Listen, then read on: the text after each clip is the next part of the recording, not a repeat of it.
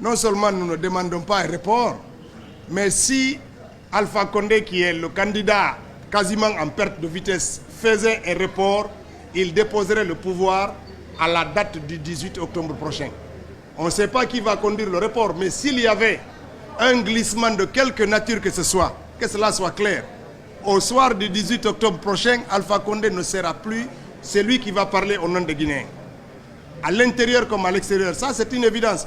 Il n'y a donc aucune possibilité. Nous savons pertinemment, cela fait partie aussi de leurs objectifs, c'est-à-dire créer les tensions pour pouvoir justifier un report alors qu'il est juste en perte de vitesse.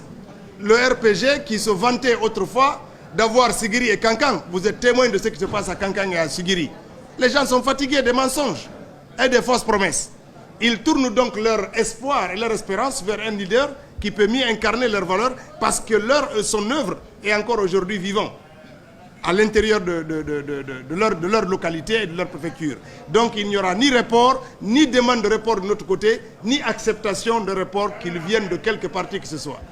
Mais aujourd'hui, grâce à vous, grâce aux nouvelles technologies, grâce à Internet notamment, ce que nous sommes en train de faire ici est instantanément observé à travers le pays.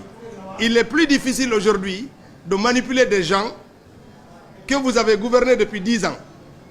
C'est plus difficile parce qu'il a essayé. Il a dit ne votez pas pour quelqu'un d'autre, sinon c'est perdu.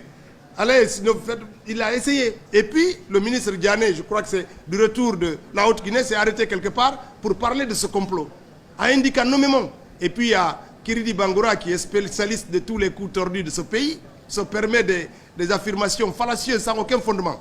Mais parce que notre justice ne marche pas. Donc, il y a très peu de chances qu'il y ait des Guinéens qui croient encore à Alpha Condé aujourd'hui à son système. C'est pour ça qu'au lieu de mettre les projecteurs sur la population de l'Abbé, j'ai rappelé ce matin que Damaro a fait l'objet de caillassage dans sa localité à Kerouané.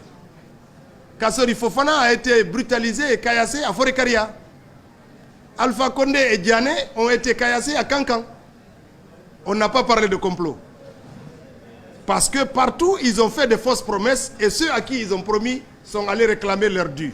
C'est ça la réalité. La même manière que les gens de Kankan se sont révoltés contre Diané, de la même manière, les gens ont agi ainsi face à Damaro. Il n'y a pas de complot, il n'y a pas de parti politique impliqué là-dessus. Ils ont promis à des gens, comme la démonstration vient d'être faite, ils n'ont pas honoré, les gens là réclament leurs droits.